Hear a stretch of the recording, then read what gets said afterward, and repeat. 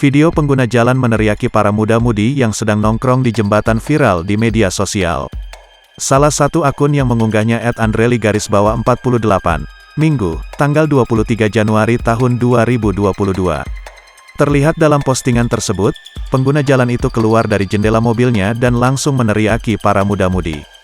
"Bukan parkiran," tutur si pria berteriak. Bagaimana tidak, muda-mudi itu menepihkan kendaraannya di pinggir jembatan. Bahkan sederet kendaraan berjejer hingga membuat jalanan di jembatan itu makin sempit. Tak hanya motor saja yang melewati jembatan, namun ada juga mobil. Setelah diteriaki muda-mudi tanpa sepatah kata langsung kabur.